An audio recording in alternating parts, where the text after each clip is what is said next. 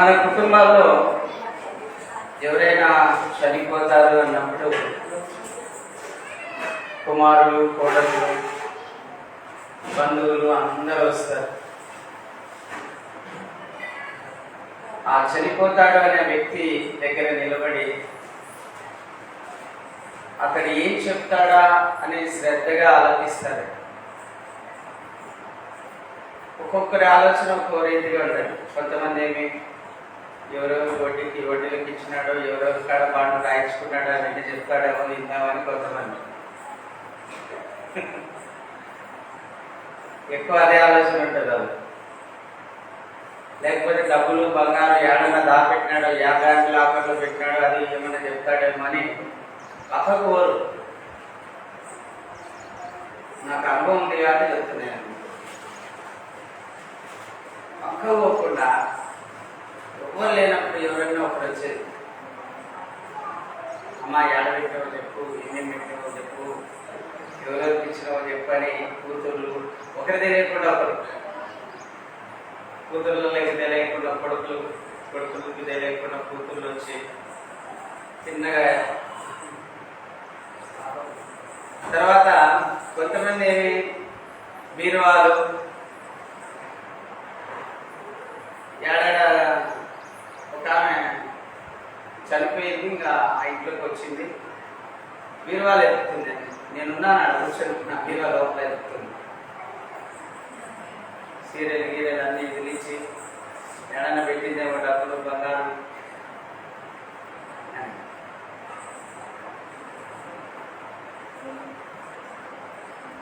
అంటే ఒక్కొక్కరి ఆలోచన ఒక్కొక్కటి.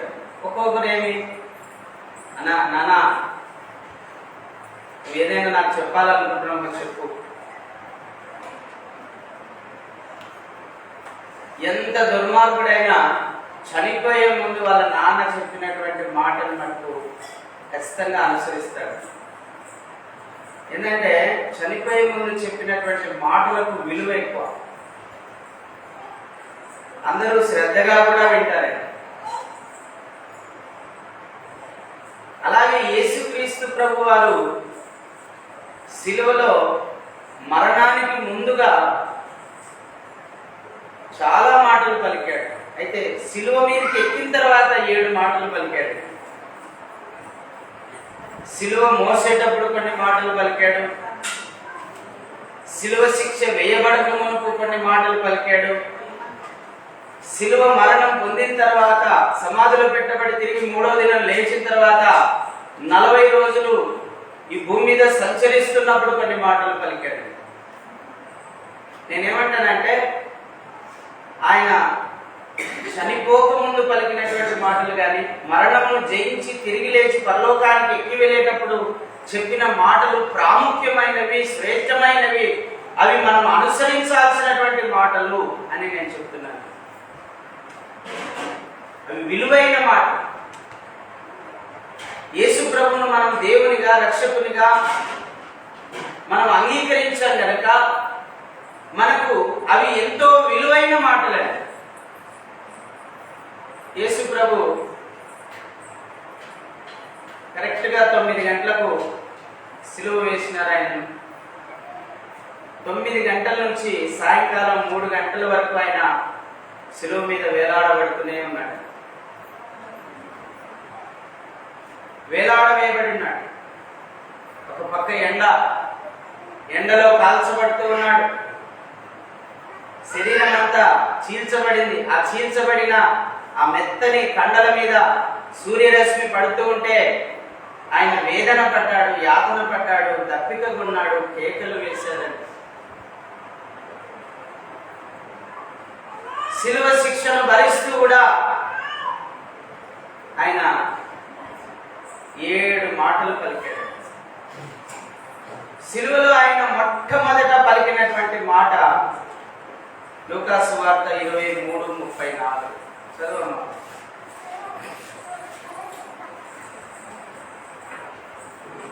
33 నుంచి చదవమ్మా. వారు కపాలమనబడిన స్థలమునకు వచ్చినప్పుడు అక్కడ కుడివైపున ఒకనిని, ఎడమ వైపున ఒకనిని ఆ నేరస్తులలో ఆయనతో కూడా సిలువ వేసిరి. యేసు తండ్రి, వీరేమి చేయుచున్నారో వీరు ఎరుగరు గనుక వీరిని క్షమించుమని వారు ఆయన వస్త్రములు పంచుకొనుటకై చీట్లు వేసిరి. చూడండి, పిడిగుద్దులు గుద్దుతూ ఉన్నారు, కొరడాలతో కొడుతూ ఉన్నారు, శిలువమాను మోయిస్తూ ఉన్నారు.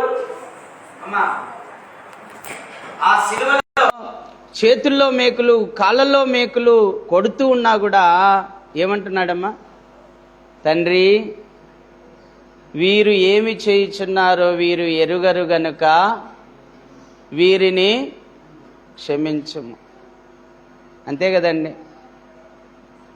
యేసుప్రభు దేవుడని, రక్షకుడని, సృష్టికర్త అని, సర్వాధికారి అని తెలిస్తే ఆ విధంగా చేస్తారా వాళ్ళు? చెప్పండి అమ్మా. తెలియకనే కదా అలా చేస్తున్నారు వాళ్ళు.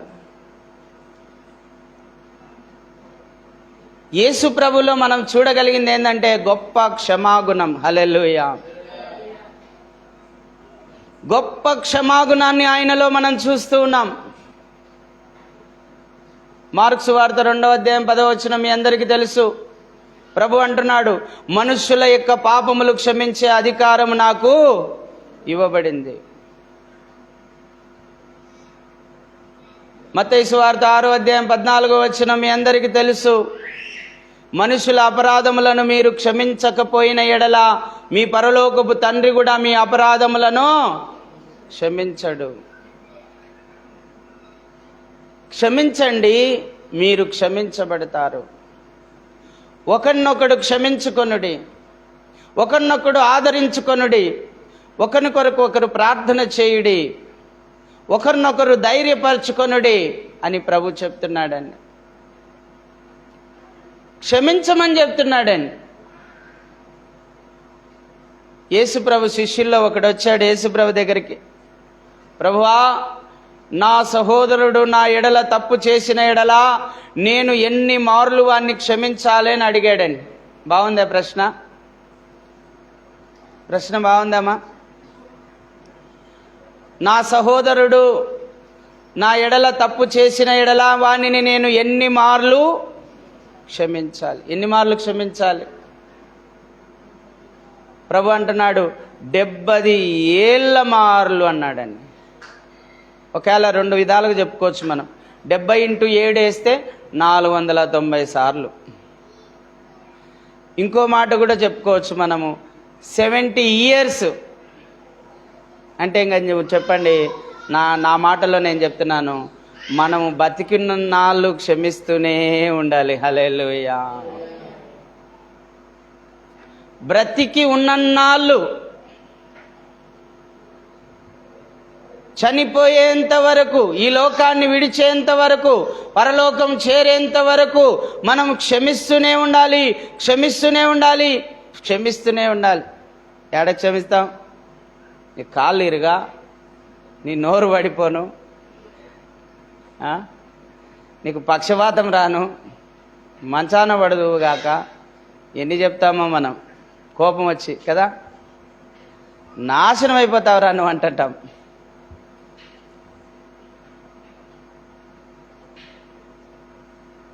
క్షమించే గుణం మనకుందా? మన పరమ తండ్రి అయిన యేసుక్రీస్తు ప్రభు వారికి క్షమించే గుణం ఉంది. ఇప్పుడు మనం ఆయన కుమారులంగా, ఆయన కుమార్తెలంగా మనకు కూడా క్షమించే గుణం ఉందా? ఒకసారి మనం పరీక్షించుకోవాలండి. క్షమాగుణం లేదనుకో, అసలు నువ్వు దైవ కుమారునివి కానే కాదు, నువ్వు దైవ కుమార్తెవు కానే కాదు. దేవుని అనుగ్రహం నీకు దొరకదు, దేవుని కృప నీకు దొరకదు, దేవుని ఆశీర్వాదం నీకు దొరకనే దొరకదు. యేసుప్రభు ఒక ఉపమానం చెప్పాడండి.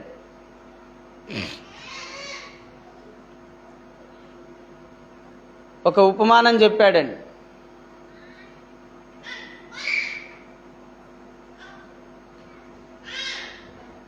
ఒక యజమానుడు ఇద్దరికి అప్పిచ్చినాడండి. అప్పిచ్చిన తర్వాత వాళ్ళు కట్టుకోలేమని చెప్పారు. చెప్తే ఆ యజమానుడు ఏం చేసినంటే, సరే పోండి, మీరు క్షమిస్తున్నాను నేను మీ అప్పు, వెళ్ళిపోండి అన్నాడు. అయితే వీడేం చేశాడంటే, వాళ్ళలో ఒకడు తనకు 100 దేనారాలు అప్పున్న వాడిని చొక్కా పట్టుకొని తీసుకుపోయి జైల్లో ఇచ్చినాడండి. ఒరే, నీ నుంచేరా నేను ఇప్పుడు నా యజమాని దగ్గర నేను చేతులు కట్టుకొని నిలబడి నా అప్పు కట్టుకోలేనయ్యా అని చెప్పాల్సి వచ్చింది, మీలాంటి వల్లనేరా అని వాడు పోయి వాడిని చొక్కా పట్టుకొని జైల్లో వేయించినాడండి, చెరసాల్లో వేయించినాడంట. ఈ విషయం యజమానికి చెప్పినారు. అయ్యా నువ్వేమో క్షమించినావు,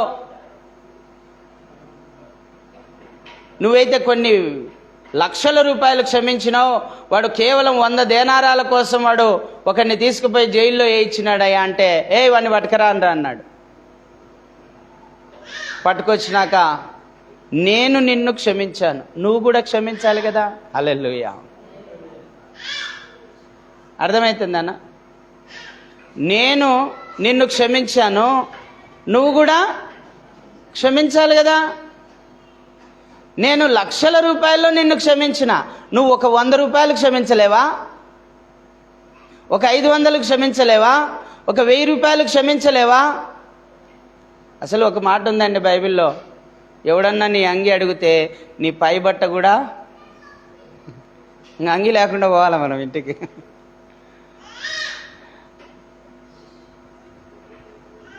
అంగి ఇయ్యాలా, పై బట్ట కూడా. అంటే పైన వేసుకుంటాం కదా టవాలు, ఇప్పుడైతే వేసుకోవడం లేదు ఎవరిలో. నేను చిన్నగా ఉన్నప్పుడు చూసాను, ప్రతి ఒక్కరు టవాలు వేసుకునేవాళ్ళు.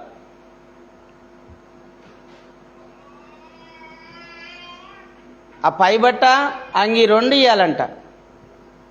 ఇంకో మాట కూడా ఉంది మీరు, అందుకే చాలా మంది నా కాడ తీసుకొని ఇయ్యరు, మళ్ళా ఈయనకు వాక్యం తెలిసిలే అడగలే అని.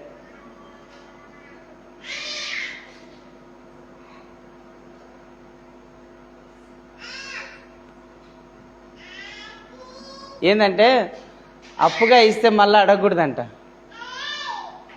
ఇవ్వండి, మరిలా తిరిగి అడగకండి అంటున్నాడు యేసయ్య. యేసయ్య చెప్పిన మాట అండి. ఎంత మారాలనో చూడండి ఇంకా మనం. అమ్మా, ఎంత మారాలా అంటే మనం పూర్తిగా ఈ లోకంలో చచ్చిపోవాలండి. బతికే ఉండాలి కానీ చచ్చిపోయినట్టు ఉండాలా.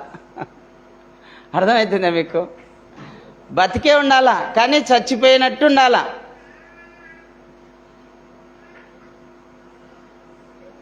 ఎఫెసీయులకు రాసిన పత్రిక 2వ అధ్యాయంలో అదే రాయబడింది.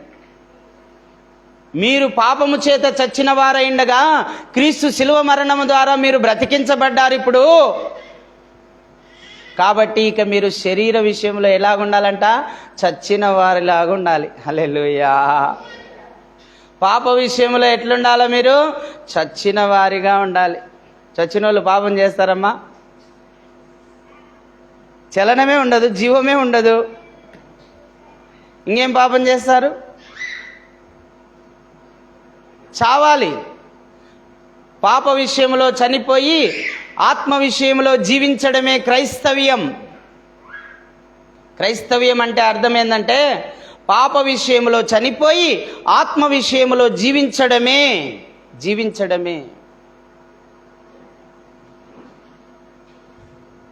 అమ్మా, మీరు క్షమించేవారిగా ఉండండి, క్షమాగుణం కలిగి ఉండండి, క్షమించే మనస్సు కలిగి ఉండండి. వాక్యంలో రాయబడిన పత్రికల్లో క్షమించే మనస్సు కలిగి ఉండండి, క్షమాగుణం కలిగి ఉండండి, ఒకరి ఎడల ఒకరు క్షమించుకోండి, మీ ఎడల అపరాధము చేసిన వారిని కూడా క్షమించండి అని లేఖనంలో రాయబడిందండి. మీ ఎడల అపరాధము చేసిన వారిని కూడా క్షమించండి. యేసయ్య గుణలక్షణం ఏంటి చెప్పండి? చెప్పాలి, అందరు చెప్పాలి. క్షమాగుణం. ఏంది అది? యేసయ్య గుణలక్షణం ఏంటి? క్షమాగుణం. క్షమాగుణం అది మనం కూడా కలిగి ఉండాలనా లేదా? మనం కూడా కలిగి ఉండాలి. మనం యూట్యూబ్లో చూస్తాం, ఒక ఆడామైతే సువార్త ప్రకటిస్తున్నావు,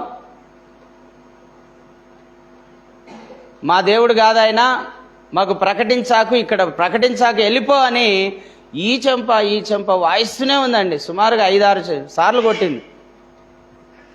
ఆయన ఇట్లా నిలబడే ఉన్నాడు కానీ తిరిగి చేయెత్తలేదండి ఆ సేవకుడు. నాకు అనిపించింది, ఇదే చూడు దేవుని వాక్యాన్ని నెరవేర్చడం అంటే. హల్లెలూయా. దేవుని వాక్యాన్ని నెరవేర్చడం అంటే అదే. నీ కుడి చెంప మీద కొట్టువాని వైపునకు ఎడం చెంప కూడా తిప్పుము. నీకు అప్పు అడుగగోరు వానికి ముఖము తిప్పుకొనవద్దు. ఎన్ని ఉన్నాయండి వాక్యాలు, దేవుడు చెప్పిన మాటలు. ఇవి అనుసరిస్తేనే మనం దేవుని పిల్లలం అవుతాం. అనుసరించకపోతే దేవుని పిల్లలం కాలేము. దేవుని శక్తి కూడా మీలో ఉండదు. నేను చెప్తున్నాను బాగినండి. దేవుని వాక్యాన్ని ఎవరైతే అనుసరిస్తూ వెళ్తారో వాళ్ళలో దేవుని శక్తి నిండుకుంటుంది. హల్లెలూయా. దేవుని వాక్యాన్ని ఎవరైతే తప్పిపోతూ ఉంటారో వాళ్ళు నీరసించి దిగజారిపోతుంటారు. గుర్తుపెట్టుకోండి. దేవుని వాక్యాన్ని ఎవరు అనుసరిస్తారో వాళ్ళు బలం పొందుకుంటారు. ఎవరైతే దేవుని వాక్యాన్ని తిరస్కరిస్తూ వస్తారో వాళ్ళు దిగజారిపోతారు. అందుకే మీరు క్షమాగుణము కలిగి ఉండాలి. 2వ మాట చదువుదాం. 23:39-43 వరకు బాగా చూసుకోండి మా బైబిల్లో. లూకాసు వార్త 23:39-43. వేలాడవేయబడిన ఆ నేరస్తులలో ఒకడు ఆయనను దూషించుచు, నువ్వు క్రీస్తువు గదా, నిన్ను నువ్వు రక్షించుకొనుము, మమ్మును కూడా రక్షించుమని చెప్పాను. అయితే 2వ వాడు వానిని గద్దించి, నీవు అదే శిక్షావిధిలో ఉన్నావు గనక దేవునికి భయపడవా?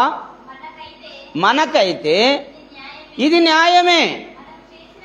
మనము చేసిన వాటికి తగిన ఫలము పొందుచున్నాము గాని ఈయన ఏ తప్పిదము చేయలేదని చెప్పి ఆయనను చూచి, యేసు, నీవు నీ రాజ్యములోనికి వచ్చినప్పుడు నన్ను జ్ఞాపకము చేసుకొనుమనెను.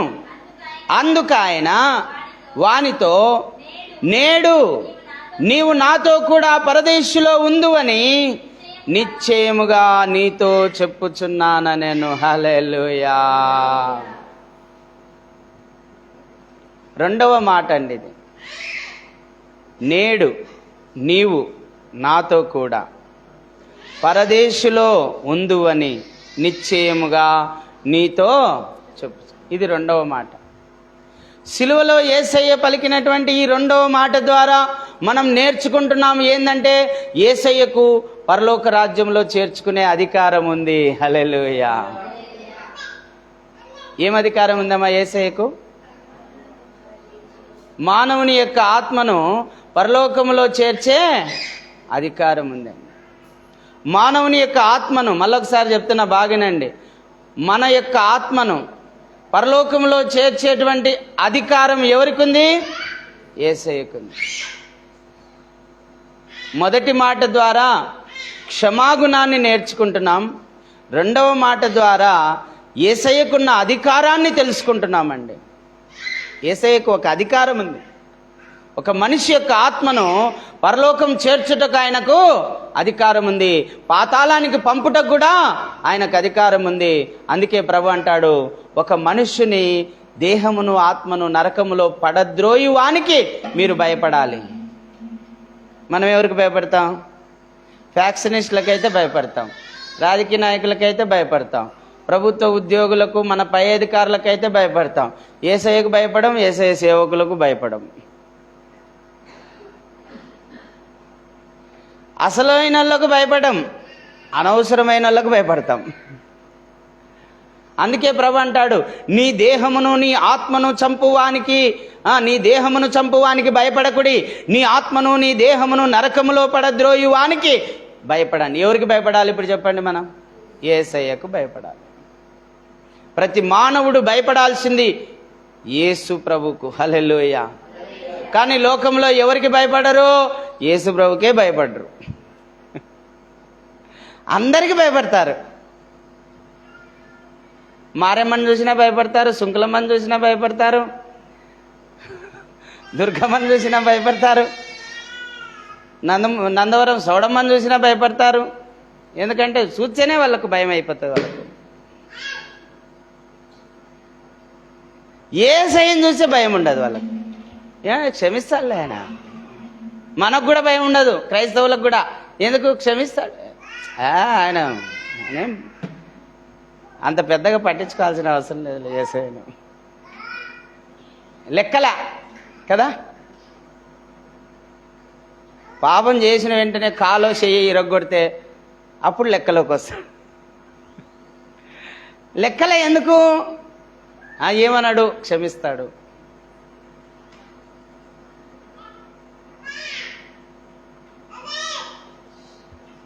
కానీ ప్రభు అంటున్నాడు, నీ దేహాన్ని చంపేవానికి నువ్వు భయపడద్దు. ఎవడన్నా వచ్చి నేను చంపుతానంటే భయపడాకు. భయపడాల్సిన అవసరంలా, ఎప్పుడైనా చావాల్సిందే. అంతే కదమ్మా. ఇప్పుడు ఇంకో 10 ఏళ్ళకైనా చావాల్సిందే, ఇంకో 20 ఏళ్ళకైనా చావాల్సిందే, ఇంకో 50 ఏళ్ళకైనా చావాల్సిందే. ఎవడన్నా చంపుతా అంటే భయపడాల్సిన అవసరం లేదు. కానీ నీ దేహమును ఆత్మను నరకములో వేస్తానంటే భయపడాలి నువ్వు. ఎందుకంటే అది మామూలుది కాదు, ఒకరోజు ఉండేది కాదు. అది యుగాయుగాలు ఉండేదండి. యుగాయుగాలు నువ్వు అక్కడ కాల్చబడాల్సి వస్తుంది. అందుకే నువ్వు భయపడాలి. ప్రభు అంటున్నాడు మత్తయి సువార్త 28:18 నాకు భూమి మీద అధికారం ఉంది, పరలోక రాజ్యంలో అధికారం ఉంది అంటున్నాడు. ప్రకటన గ్రంథం 1:18 నాకు పాతాళపు తాళపు చెవుల అధికారం కూడా నా దగ్గర ఉంది అన్నాడు. మరణం యొక్క తాళపు చెవులు కూడా నా స్వాధీనంలో ఉన్నాయంటున్నాడు అండి. ఇన్ని అధికారాలు గలవానికేమో ఎవర్రా యేసు ప్రభు అంటున్నారు. ఎవరు? లోకంలో ఉన్నారు. నాకు ఆశ్చర్యం అనిపిస్తుంది. సృష్టికర్త అయిన దేవుణ్ణి పట్టుకొని ఇట్లా అంటున్నారు వీళ్ళు. రేపు పొద్దున తీర్పు తీర్చేది ఈయనే, నరకంలో వేసేది ఈయనే, పరలోకం చేర్చేది ఈయనే. ఆయనని పట్టుకొని ఎవర్రా వాడు అంటున్నారు. ఎంత లెక్కలేని తనమండి, ఎంత భయభక్తులు లేని తనము. అమ్మా మళ్ళా ఇదో నేను చెప్తున్నాను, ఈ ఆర్ఎస్ఎస్ బజరంగలు తప్ప మిగతా హిందువులు అందరూ కూడా అండి, అంటే విగ్రహారాధికులు అందరూ కూడా యేసయ్య అంటే వాళ్ళే చెప్తారు ఆయన గొప్ప దేవుడని. ఇప్పుడు యేసయ్యని తిట్టేది ఎవరు? దయాలు పట్టిన వాళ్ళు ఒక్కటే, మిగతా వాళ్ళందరూ బాగున్నారు.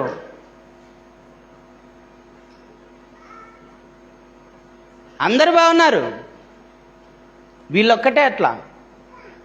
నాకు అనిపిస్తుంది, క్షమించమన్నాడు కదా ప్రభు, క్షమించుదాం.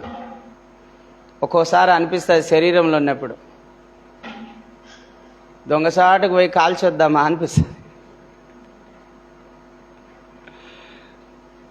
ప్రభు అన్నాడు కదా, క్షమించమన్నాడు కదా. మనకు అది తగదు. గన్ను పట్టువాడు గన్నుతోనే, కత్తి పట్టువాడు కత్తితోనే.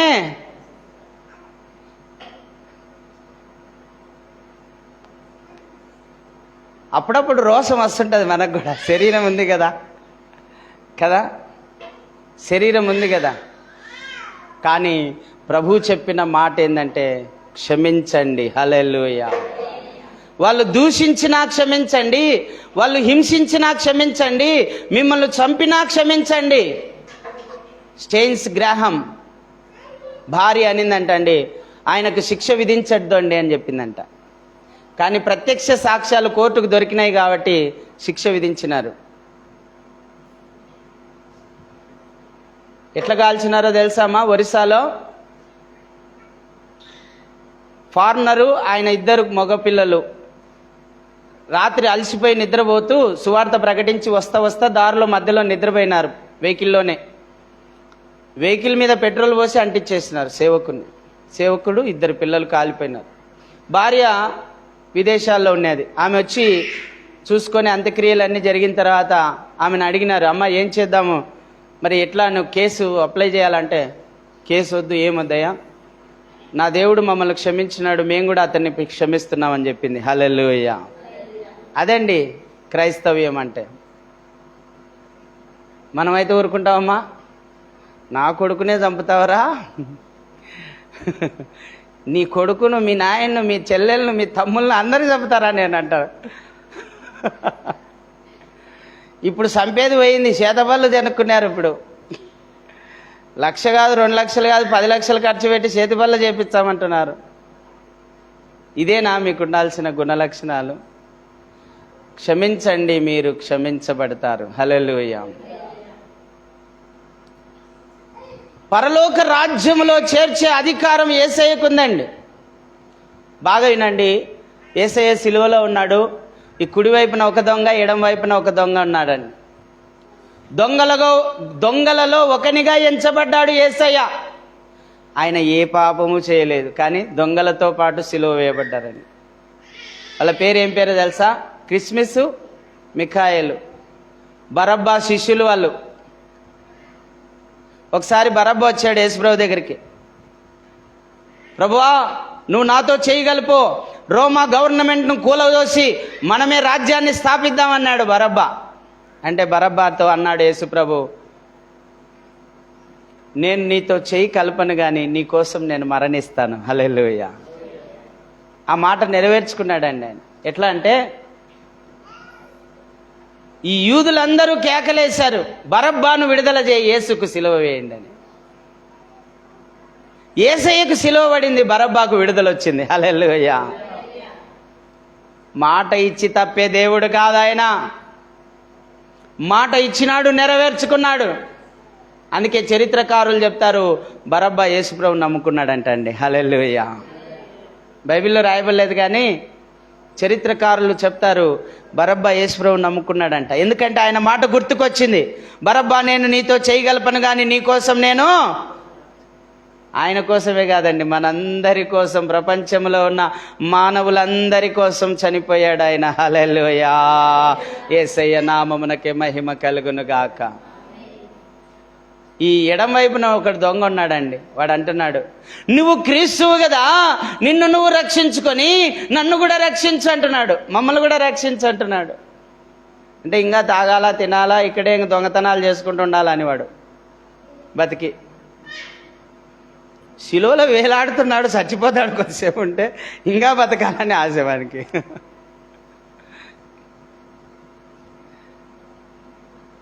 కోరికలు సావవు కదా కొంతమందికి, వానికి కోరికలు సావాలా.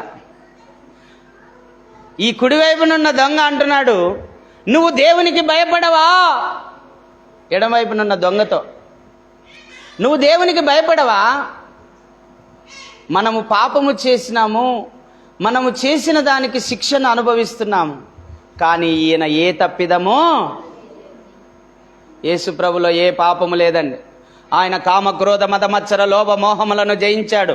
ఆయన పరిశుద్ధాత్మ వలన గర్భమును ధరింపజేయబడి పరిశుద్ధాత్మ వలన ఆయన ఈ లోకంలో జన్మించబడ్డాడు. పరిశుద్ధునిగా పుట్టాడు, పరిశుద్ధునిగా జీవించాడు.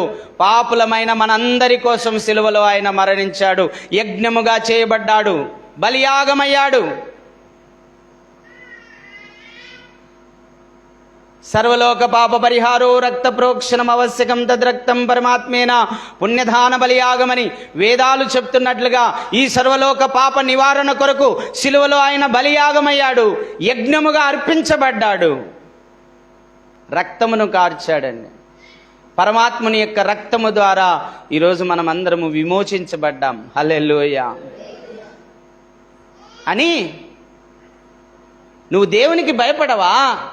మనం పాపం చేసి ఈ శిక్షను భరిస్తున్నాం, కానీ ఈయన ఏ తప్పు చేయలేదని చెప్పి ఏమంటున్నాడో తెలుసా యేసు ప్రభుతో?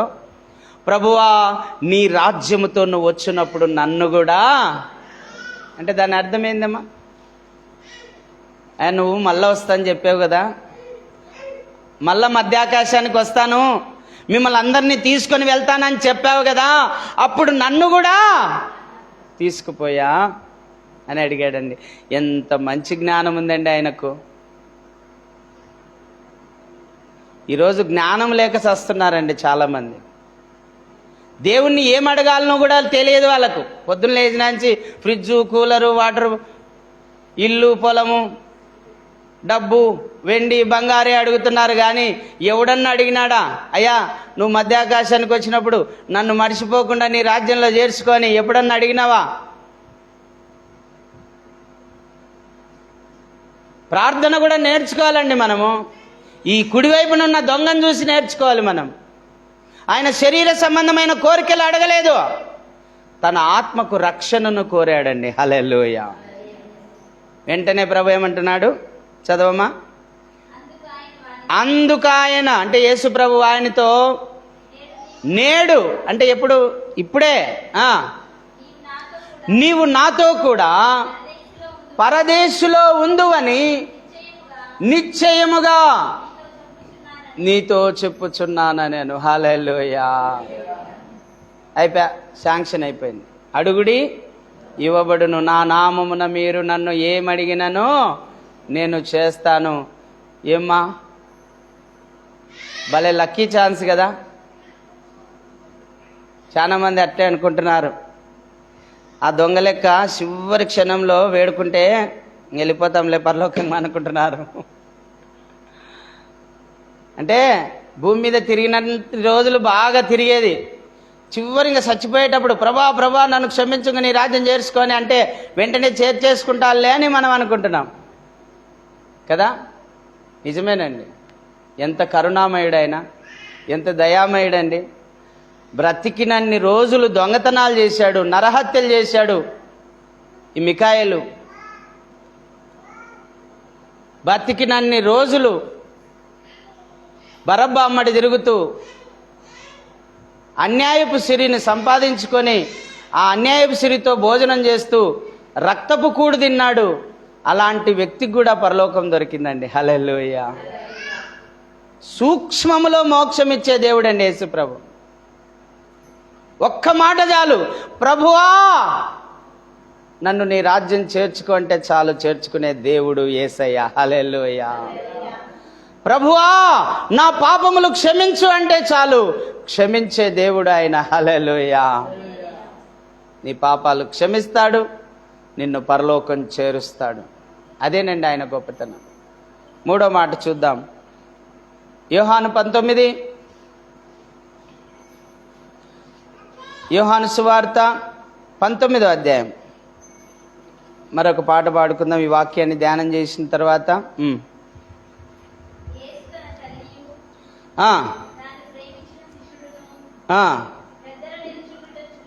దగ్గర నిలుచుండుట చూచి, అమ్మా ఇదిగో నీ కుమారుడు అని తన తల్లితో చెప్పెను.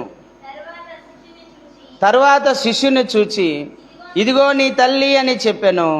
ఆ గడియ నుండి ఆ శిష్యుడు ఆమెను తన ఇంట చేర్చుకొనేను. హల్లెలూయా. యేసు ప్రభు సిలువలో ఇంకా మరణం పొందుతాడండి. అమ్మా ఎవరైనా కానీ మరణం పొందేటప్పుడు ఇంకేమీ ఆలోచన చేయరు. దిగులు పడ్డమన్నా భయపడ్డమన్నా చేస్తారు. కానీ యేసు ప్రభు దిగులు పడలేదండి, తన బాధ్యతను నిర్వర్తిస్తున్నాడు. హల్లెలూయా. తన తల్లి బాధ్యతను నిర్వర్తిస్తున్నాడు. ఎందుకంటే దేవుడే ఆజ్ఞ ఇచ్చాడు. 4వ ఆజ్ఞ ఏందమ్మా? నీ తల్లిని నీ తండ్రిని సన్మానించండి, అప్పుడు మీరు దీర్ఘాయుష్మంతులు, భూమి మీద దీర్ఘాయుష్మంతులు అవుతారని దేవుడు చెప్పాడండి. ఆ దేవుడు చెప్పిన ఆజ్ఞను ఇప్పుడు ఏం చేస్తున్నాడు ఆయన? అనుసరిస్తూ ఉన్నాడు. తన బాధ్యతను మర్చిపోకుండా తన శిష్యుడైన యోహానుకు అప్పగిస్తున్నాడు. అమ్మా ఇదిగో నీ కుమారుడు, యోహాను ఇదిగో నీ తల్లి. తన తల్లిని తన శిష్యునికి అప్పగించాడండి. యోహాను నా తల్లికి ఏ లోటు లేకుండా నువ్వు చూసుకోవాలి. అమ్మా యోహాను నువ్వు విడిచిపెట్టద్దు, యోహాను ఇంట్లోనే ఉండు, ఆయనకు తోడయుండు అని చెప్పి ఆమెకు చెప్తూ ఉన్నాడు. అప్పగింత చేశాడండి. తన బాధ్యతను మర్చిపోలేదు. అమ్మ నేను ఈరోజు చెప్తున్నాను, నువ్వు ఏ స్థితిలో ఉన్నా సరే నీ బాధ్యతను నువ్వు మర్చిపోవద్దు. ఈరోజు నేను చాలా మందిని చూస్తున్నానండి, వాళ్ళకేమో పెద్ద బంగ్లా, ముసలోళ్ళకేమో గాడిపాట్లు. ఆ వల్ల పశువులు ఉంటాయి, ఈ వల్ల వీళ్ళ మంచాలు ఉంటాయి. ముసలోళ్ళకు ఏమ్మా సంపాదించి పెట్టిందంతా వాళ్ళు, పొలాలు కొనింది వాళ్ళు, పొలాలు ఇచ్చింది వాళ్ళు, ఇండ్లు ఇచ్చింది నీకు వాళ్ళు, వాళ్ళనేమో ఇంట్లో పెట్టుకోరు, ఆ పశువుల పాకలో పెడుతున్నారు. కొంతమంది అయితే అస్సలు మాకు చేతనే కాదు, తీసుకుపోయి అనాథాశ్రమంలో పారేద్దామని ఆ స్నేహ అనాథాశ్రమంలో, ఆ చాబోల దగ్గర ఉండే అనాథాశ్రమంలో, ఆ గాజులపల్లె దగ్గర ఉండే అనాథాశ్రమంలో పారేసి వస్తున్నారండి. ముసలోళ్ళు అంటే అంత చీపా అమ్మా మీకు? ముసలోళ్ళు అంటే అంత మీకు చిరాకా? నీ తల్లిని తండ్రిని సన్మానించండి, అప్పుడు మీరు ఎక్కువ కాలం ఈ భూమి మీద బ్రతుకుతారని దేవుడు స్పష్టంగా చెప్తున్నాడు. నీ తల్లి బాధ్యతను నువ్వు మరవద్దు, నీ తల్లి యొక్క ఉపదేశమును నువ్వు మరవద్దు అని లేఖనంలో రాయబడిందండి. మరి మనం ఏం చేస్తున్నామమ్మా? వాళ్ళను సరిగా చూసుకోవడం లేదు. ముసలోళ్ళు అంటే మనకు అస్సలు పట్టించుకోమండి. ఏదో ఈ మధ్య జగనన్న వచ్చిన తర్వాత ఆ పెన్షన్ 3000 అయిన తర్వాత కొంచెం పట్టించుకుంటున్నారు. నేను ఏడకన్నా పోయి ఉంటానని అంటే వద్దులే ఇన్నే ఉండు అంటున్నారు, ఆ 3000 కోసం అన్నా.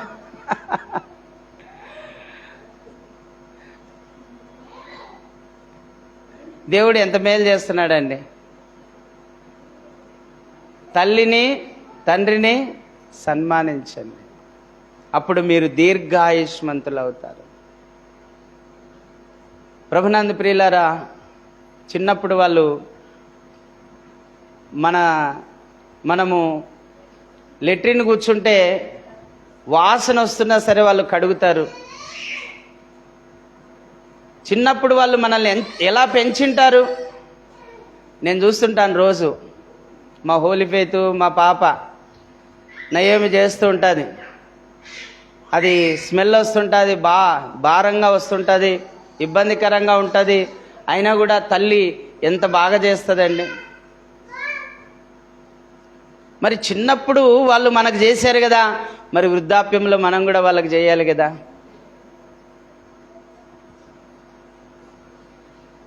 చిన్నప్పుడు వాళ్ళు మనకు తినలేని స్థితిలో ఉన్నప్పుడు, మన చేతులతో మనం తీసుకొని తినలేని పరిస్థితిలో ఉన్నప్పుడు వాళ్ళు గోరు ముద్దలు పెట్టారు మనకు. మరి ఇప్పుడు వాళ్ళు ముసలి వాళ్ళై తినలేని స్థితిలో ఉన్నప్పుడు మనం పెట్టాలి కదా.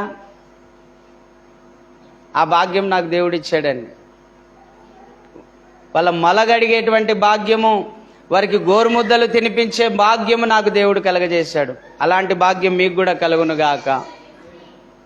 అవునండి, వాళ్ళ రుణం మనం తీర్చుకోగలగాలి. నీ భార్య మాట వినో, నీ బంధువుల మాట వినో, తల్లిని కానీ నీ తండ్రిని కానీ పక్కన పెట్టావా ఇబ్బంది పడతావు. నేను చాలామందికి చాలాసార్లు చెప్పాను, మీకు కూడా, అమ్మా మీ భర్త ఎక్కువ కాలం బతికుండాలంటే మీ అత్తమామలు బాగా చూసుకోరు, లేవు వీడు మధ్యనే పోవాలనుకుంటే వాళ్ళని చూసుకోకరి, అంతే. ఇంక రెండు మీ చేతిలో ఉంటాయి, ఇంకంతే. అత్తమామలను ఎవరైతే బాగా చూసుకుంటాడో భర్త ఎక్కువ కాలం బతుకుతారు, ఈమె కూడా సురక్షితంగా ఉంటుంది భర్త నీడలో. ఎందుకంటే వాక్యం చెప్తుంది, వాక్యములో పొల్లైనా సున్నైనా తప్పిపోదు.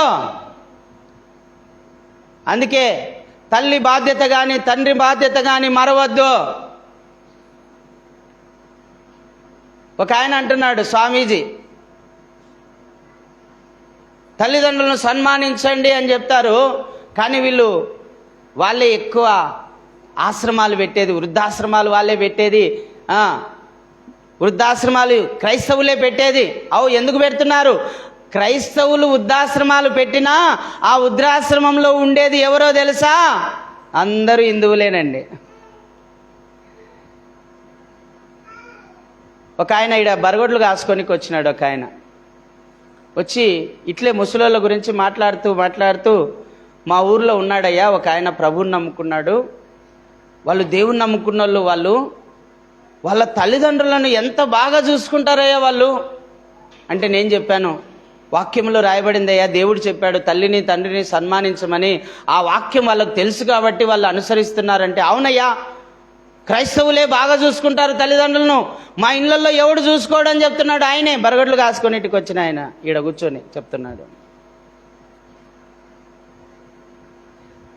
ఎందుకు క్రైస్తవులకు కూడా ఈ వాక్యము తెలియబట్టి వాళ్ళు కూడా మారినారు, లేకపోతే వాళ్ళు కూడా వాళ్ళ లెక్కనే.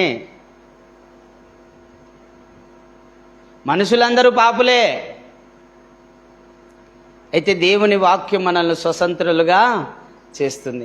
దేవుని వాక్యం మనల్ని జ్ఞానవంతులుగా చేస్తుంది. దేవుని వాక్యం మనల్ని మంచివారిగా మారుస్తుంది. దేవుని వాక్యం మనల్ని పరిశుద్ధులుగా నీతిమంతులుగా మారుస్తుంది అండి.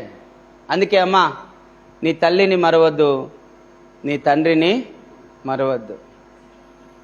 వాళ్ళని చక్కగా చూసుకోండి, వాళ్ళకి చక్కగా వండి పెట్టండి. చిన్నప్పుడు తను తినకుండా మీకు పెట్టింటే అది గుర్తుపెట్టుకోండి. మా అమ్మ ఎప్పుడన్నా నేను యవ్వన కాలంలో ఉన్నప్పుడు 4 సార్లు తినేటోనండి. నాకు అన్నం పెట్టాలంటే భయపడతారు మా ఇంట్లో అని. మళ్ళా సాయంత్రం 4-4:30 అయితేనే అమ్మ అన్నం పెట్టంట. ఆమె ఆ పని ఈ పని చేసుకుంటా తినిండదు. 3:30-4 అయింటుంది. అప్పటికే మధ్యాహ్నం తినింటా, నేను పొద్దున్న తినింటా. మళ్ళీ సాయంత్రం 3-3:30-4 అప్పుడు అడిగితే ఆమె తినకుండా నాకు పెడుతుంది. అంటే కొడుకుల మీద కూతుర్ల మీద వాళ్ళకి ప్రేమ అండి. తమకు లేకపోయినా మనకు పెడతారు, కానీ ముసలోళ్ళు అయినాక పెడతావమ్మా? కోడళ్ళే జాగ్రత్తగా చూసుకోవాలండి. ఇంట్లో ఉండేది వాళ్ళే కదా, జాగ్రత్తగా చూసుకోవాలి. వాళ్ళను కసురుకోకూడదు, వాళ్ళను దూషించకూడదు, వాళ్ళను చిన్న చూపు చూడకూడదు. నేను చెప్తున్నాను, నువ్వు ఏ కొలత కొలుస్తావో మీ అత్తను, మళ్ళా నీకు వచ్చేది కోడలు, ఆమె కూడా అట్నే చూస్తుంది ఖచ్చితంగా. ఎందుకు చెప్పినాడు కదా యేసయ్య, నువ్వు ఏ కొలత కొలుస్తావో అదే కొలత కొలవబడతావు. ఇంత మంచి మాటలు చెప్పేటోళ్ళు ప్రపంచంలో ఎవరు లేరండి, యేసయ్య తప్ప. నువ్వు ఏ కొలత కొలుస్తావో అదే కొలత మళ్ళా నీకు వస్తుంది ఒకరోజు కోడలు. ఈమె కంటే గయాల ఇస్తుంది ఆమె, ఇంత ఎత్తే ఎగిరి పడుతుంది, ఇంకా కోడితే ఆడపోయి పడుతుంది.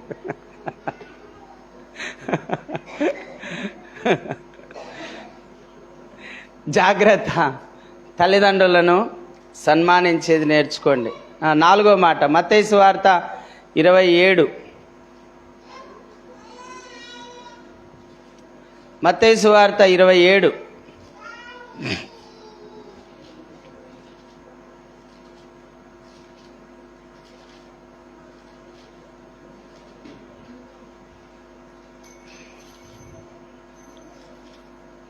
నలభై 45, 46, 47 అమ్మా.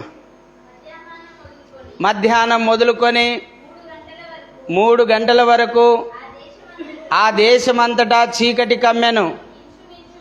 ఇంచుమించు 3 గంటలప్పుడు యేసు ఏలీ ఏలీ లామా సబక్తాని అని బిగ్గరగా కేక వేసెను. ఆ మాటకు నా దేవా నా దేవా నన్నెందుకు చేయి విడిచితివని అర్థము. చాలు. సిలువలో యేసయ్య ఈ మాట పలుకుతున్నాడండి 4వ మాటగా, ఏలీ ఏలీ లామా సబక్తాని, దేవా దేవా నన్నెందుకు చేయి విడిచి. గెత్సెమనే తోటలో కూడా యేసు ప్రభు ఒక మాట పలికాడండి ప్రార్థన చేస్తూ, ప్రభువా వేదన పడుతూ బాధపడుతూ, నీ చిత్తమైతే ఈ గిన్నెను నా యొద్ద నుండి తొలగించు అన్నాడు ముందు. తర్వాత ఏమన్నాడంటే, ప్రభా నీ చిత్తమైతే ఈ గిన్నెలోనిది త్రాగడానికి నీవే అనుగ్రహించు, నీ చిత్తమే సిద్ధించునుగాక అన్నాడు. ప్రభునందు ప్రియులారా బాగా గమనించండి. ఇక్కడేమో ఏలీ ఏలీ లామా సబక్తాని అంటున్నాడు. దేవా దేవా నన్నెందుకు చేయి విడిచు. ఇలాంటి పరిస్థితి మీకు కూడా ఎప్పుడన్నా కలిగిందా? దేవుని నమ్మినాం, దేవుని శక్తిని చూసినాం, దేవుని ప్రభావం చూసినాం, దేవుని మహిమను చూసినాం, దేవుని ద్వారా అద్భుతాలు చూసినాం, దేవుని ద్వారా సూచక్రియలు చూసినాం, దేవుని ద్వారా మహత్కార్యాలు చూసినాం, ఎన్నో అద్భుతాలు చూసాం. కానీ ఎప్పుడోసారి చెయ్యి విడిచినట్టు అనిపించింటది కదా. ఏందబ్బా దేవుడు నన్ను విడిచిపెట్టిపోయినట్టున్నాడు, ఏంది ఇలా అయిపోయాను నేను అనిపించేటువంటి పరిస్థితి అండి. అది యేసయ్యకు కూడా వచ్చింది. ఏందంటే అది శోధన సమయము. యేసయ్య మీద సకల మానవుల యొక్క పాపములు ఆయన మీద పడినప్పుడు కలిగినటువంటి అనుభవం అండి. మనుషులందరి పాపాలు యేసయ్య మీద పడినప్పుడు యేసయ్య దేవుడు చెయ్యి విడిచినట్టుగా అనిపించిందండి ఆయనకు. అంటే ఆ పాప శిక్షను భరిస్తున్నప్పుడు అమ్మా, ఆ వేదనను, ఆ యాతనను, ఆ బాధను, ఆ శ్రమను, ఆ కేకలను, ఆ దప్పికను, ఆ అనుభవాన్ని అనుభవిస్తున్నప్పుడు దేవుడు నన్ను చేయి విడిచాడు అన్నటువంటి అనుభవం మన జీవితాల్లో కూడా మనకు వస్తుందండి, ఇలాంటి అనుభవం. కానీ అప్పుడే నువ్వు ఓర్పుగా ఉండాలి, కొంచెం సహనంతో ఉండాలి. మనం అంటుంటాం చూడండి, ఆలోచినప్పుడు తల వంచాలి అంటాం కదా. తల వంచలేదనుకో లాక్కపోతుంది లోపలికి. చూసినారా మీరు ఎప్పుడన్నా సముద్రంలో? నేను చాలాసార్లు పోయినాను. మద్రాసు, మహాబలిపురం ఈ సముద్రాల్లో ఈత కొట్టినాను. ఆలోచినప్పుడు తల వంచితే చక్కగా మళ్ళీ ఎలికి వెళ్ళిపోతుంది. ఆలోచినప్పుడు చక్కగా నిలబడినాం అనుకో లాక్కపోతుంది. కొంచెం ఓర్పు పట్టాలి, కొంచెం సహనం కలిగి ఉండాలి. దావీదు అంటాడు కదా సొలొమోనుతో, సొలొమోను మన దేవుడు పరిశోధించే దేవుడు, పరీక్షించే దేవుడు అంటాడండి. ఆ పరీక్షించినప్పుడు, ఆ పరిశోధించినప్పుడు చెయ్యి విడిచినట్టుగా అనిపిస్తుందండి, చెయ్యి విడిచినట్టుగా అనిపిస్తుంది. అప్పుడే మనం ఓర్పు సహనం కలిగి ఉండాలి, నెమ్మది కలిగి ఉండాలి, మౌనంగా ఉండాలి. కొన్నిసార్లు మనకు కూడా వస్తుంది ఆలోచన, ఏం దేవుడు విడిచిపోయినట్టున్నాడు, నాకు ఏమి లేదే, ఏం ఆశీర్వాదం అనేదే కనిపించడంలే, ఎక్కడ మేలు అనేదే కనిపించడంలే, మంచి అనేదే కనపడడం లేదని అనుకుంటాం. మీరు అదొక వెర్రితనం, అదొక అజ్ఞానం మనకు. కానీ నేను చెప్తున్నాను, ఆ సమయంలో మనం మౌనంగా ఉన్నామనుకోండి, చూడాలా, మౌనంగా ఉండి చూడాలా. మౌనంగా ఉండి మనం ఎప్పుడైతే చూస్తామో అప్పుడు వెంటనే దాని తర్వాత ఆశీర్వాదం మనకు కలుగుతుంది. హల్లెలూయా. అందుకే యేసు ప్రభు ఈరోజు ప్రపంచం అంతటా కూడా విస్తరించినాడండి. ప్రపంచంలో యేసు ప్రభు అంటే తెలియని వారు ఎవరూ లేరు. ఆయన ఇంటర్నేషనల్ దేవుడు, ఆయన ప్రపంచానికే దేవుడు. ఆయన దేవుడు ఎంత మహిమపరిచినాడండి, ఎంత శ్రమను అనుభవించాడో, ఎంత బాధను అనుభవించాడో ప్రజలందరి కోసం. అంతగా దేవుడు ఆయనను మహిమపరిచాడు. హల్లెలూయా. ప్రపంచంలో యేసు ప్రభు అంటే తెలియని వారు లేరు ఎవరో. ఆ విధంగా దేవుడు ఆయనను హెచ్చించాడు. మనం కూడా శ్రమల కాలంలో, ఇబ్బందుల కాలంలో, శోధన కాలంలో పరీక్షించబడినప్పుడు కొంచెం ఓర్పుతో సహనంగా ఉండాలి. హల్లెలూయా. ఒక దైవ సేవకుడు అంటాడంట, అయ్యా ఏంటి నన్ను మర్చిపోయావా, శ్రమలే రావడం లేదు నాకని ప్రార్థన చేస్తాడంట. అంటే శ్రమలు రాకపోతే దేవుడు మనల్ని మర్చిపోయినట్టు అనమాట. శ్రమలు వస్తే దేవుడు మనకు తోడైండి మనల్ని పరీక్షిస్తున్నాడని లెక్క. హల్లెలూయా. యేసయ్య నామమునకే మహిమ కలుగునుగాక. అందరం లేచి నిలబడదాం. ఎవరైనా ఒకరు సిలువ పాట పాడండి. నాదుష కానీ, మోక్ష కానీ, లేకపోతే ఎవరైనా నేర్చుకున్న వాళ్ళు సిలువ పాటలు నేర్చుకున్నారు కదమ్మా, అందరు లేచి నిలబడండి.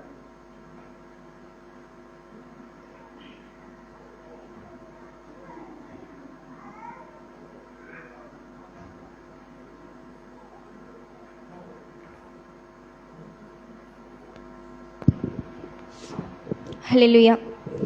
రక్తధారలే కారుచున్న యేసయ్యను కన్నులార చూడు, ఆ త్యాగము. రక్తధారలే కారుచున్న యేసయ్యను కన్నులార చూడు, ఆ త్యాగము.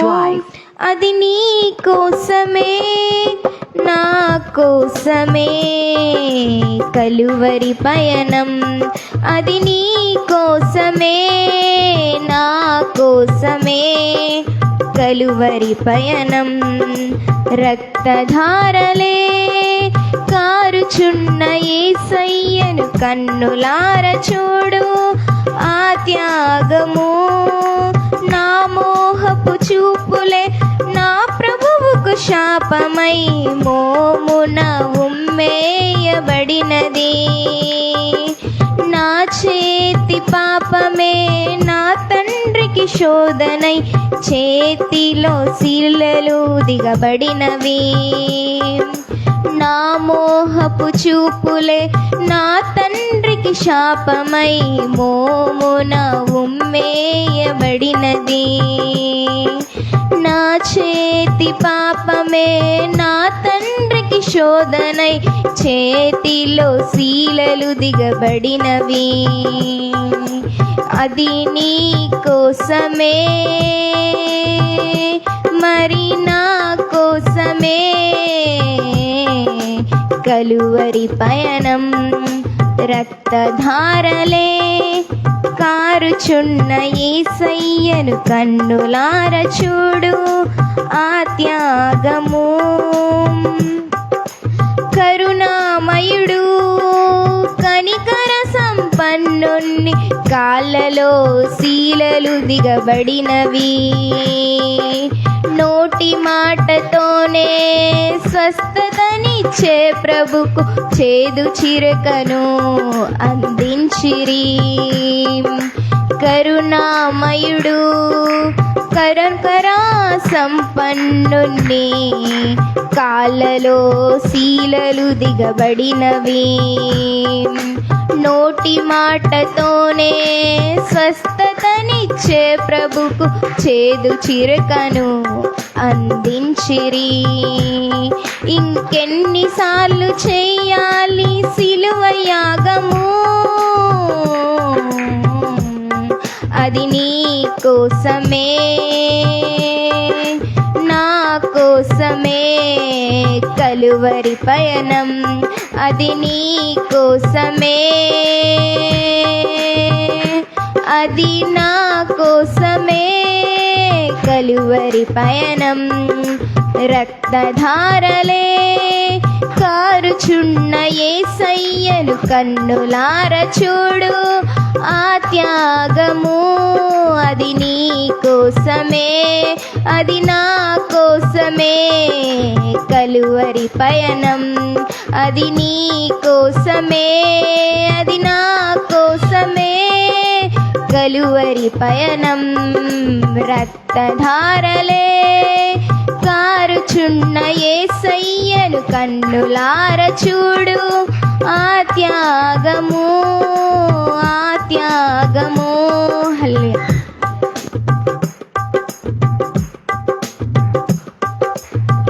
దయచేసి కూర్చోనండి. మరి 5వ మాట కూడా మనం ధ్యానం చేద్దాం. మరి యోహాను సువార్త 19వ అధ్యాయము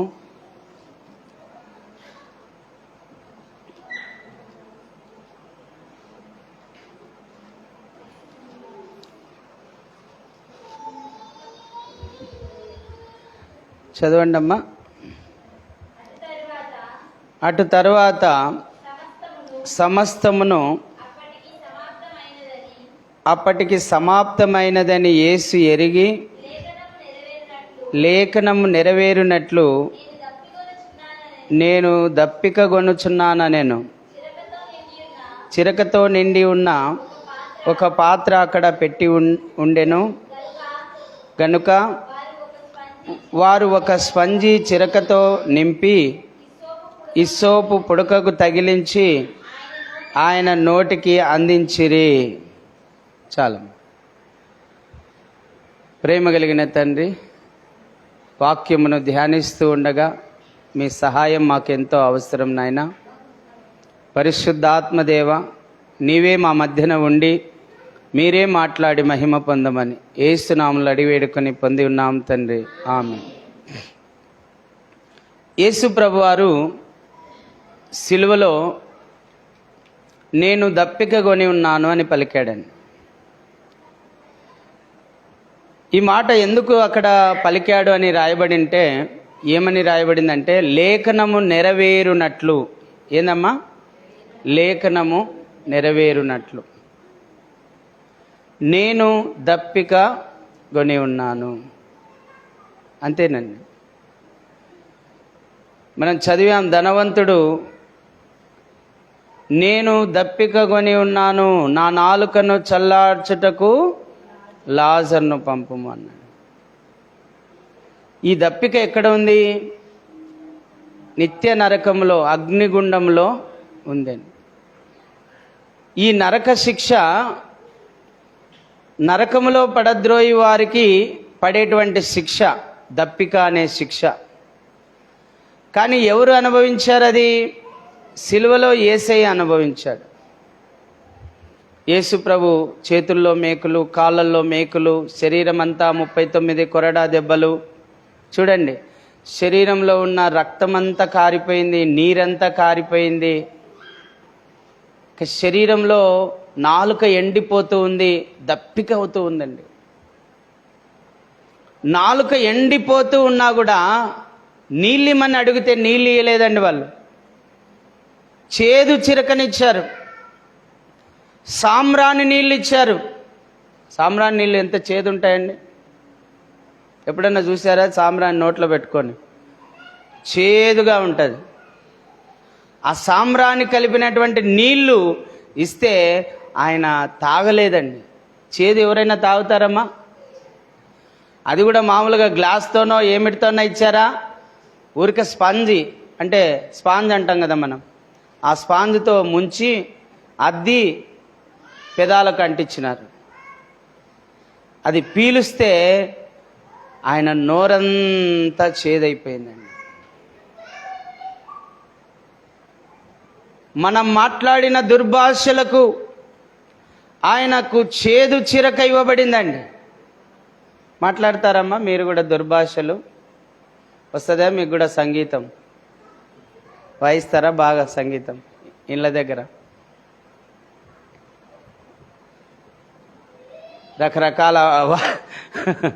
రకరకాల వాయిద్యాలు వాయిస్తారు చాలామంది. చాలా ఇన్స్ట్రుమెంట్స్ వాయిస్తారు వాళ్ళు. వింటూ ఉంటాను అక్కడక్కడ. కొట్లాడినప్పుడు రకరకాల భాషలు మాట్లాడుతూ ఉంటారండి. మనం మాట్లాడిన అబద్ధపు మాటలకు, వింటున్నారా? మనం మాట్లాడిన అబద్ధపు మాటలకు, మనం మాట్లాడిన పోకిరి మాటలకు, మనం మాట్లాడిన అశ్లీలమైన మాటలకు, మనం మాట్లాడినటువంటి బూతు మాటలకు ఆయన నోటికి ఏమి ఇవ్వబడిందమ్మా? చేదు చిరక ఇవ్వబడిందండి. శిక్షేమో ఆయనకు, ఆశీర్వాదమేమో మనం పొందుకున్నాం. హల్లెలూయా. నిజంగా మనం ధన్యులమండి. నిజంగా మనం ధన్యులము. ప్రభు అన్నాడు, మీరు ధన్యులు అన్నాడండి. మీరు ధన్యులు.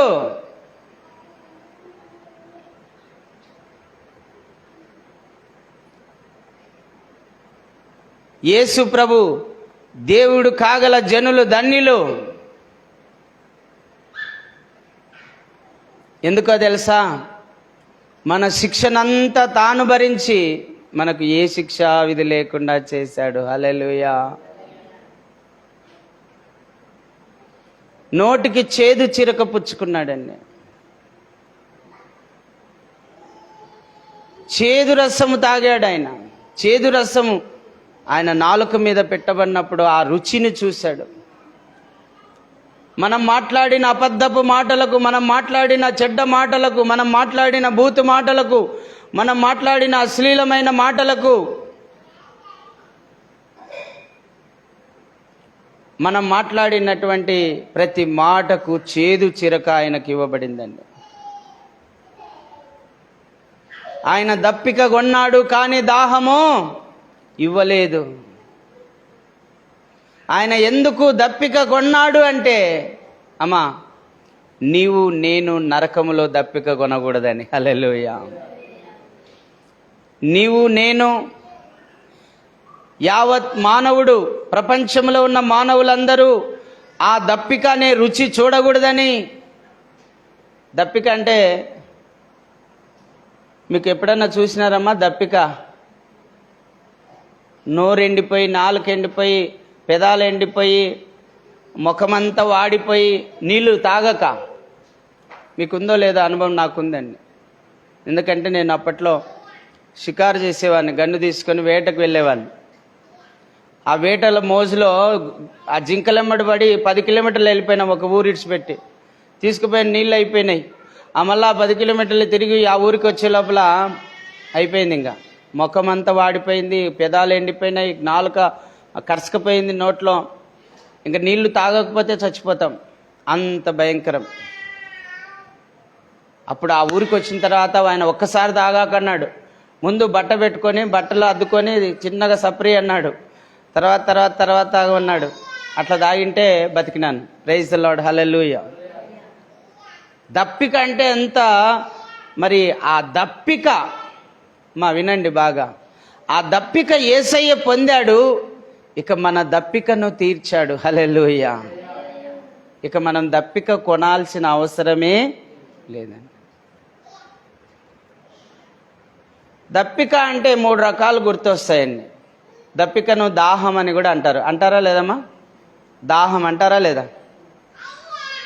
3 రకాల దాహాలు ఉన్నాయండి లోకంలో. ఒకటి కామదాహము, ధనదాహము, అధికార దాహం. కామదాహము, ధనదాహము, అధికార దాహం. లోకములో ఈ 3 దాహాలు ఉన్నాయా లేదమ్మా? అధికారం కోసం భార్యనైనా చంపుతాడు, తమ్ముడినైనా చంపుతాడు. అధికారం అంత దాహం అది.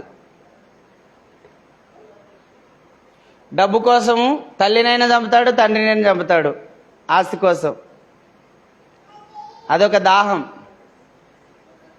కామదాహం, ఇది పట్టిందంటే వాడు రోడ్లమ్మడి తిరుగుతూ ఉంటాడు. ఇంకా స్త్రీ అయినా పురుషుడైనా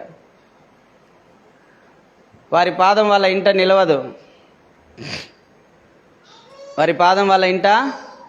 నిలవదు.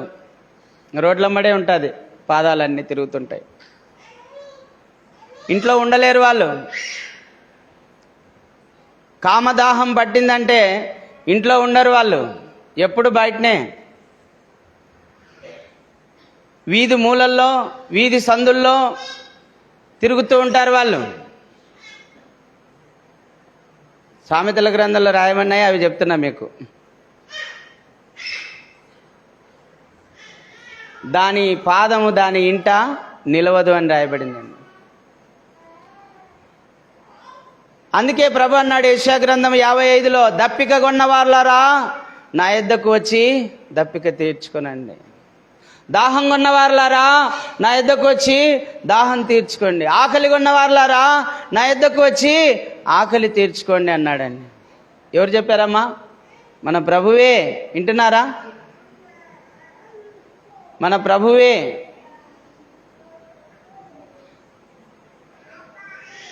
ఎవరైతే అధికార దాహంతో ఉన్నారో, ఎవరైతే ధనదాహంతో ఉన్నారో, ఎవరైతే కామదాహంతో ఉన్నారో, వాళ్ళ దాహం తీర్చడానికే యేసు ప్రభు ఈ లోకానికి వచ్చాడు. మన కోసం సిలువలో దాహాన్ని అనుభవించాడు. హల్లెలూయా. యేసు ప్రభు వారు సుకార్ అనే గ్రామానికి పోయాడు. ఆడ బాయికాడ కూర్చున్నాడు. ఈ శిష్యులు రొట్టెల దానికి పోయినారు వేరే ఊరికి. శిష్యులు ఎక్కడ పోయినారమ్మా? వింటున్నారా? ఎక్కడ పోయినారు? రొట్టెల దానికి పోయినారు. యేసు ప్రభు ఎక్కడ కూర్చున్నాడు? బావి దగ్గర కూర్చున్నాడు. ఆ ఊరి పేరేం పేరు? సుకార్ అనే గ్రామం. ఆడ కూర్చుంటే మధ్యాహ్నం 12 గంటలకు వచ్చింది ఒక ఆమె నీళ్లకు. మామూలుగా బావికాడికి ఎప్పుడు పోతారు? పొద్దున పూట పోయి తెచ్చుకుంటున్నాము అప్పట్లో. ఇప్పుడు కొలాయిలు వచ్చినాయిలేండి.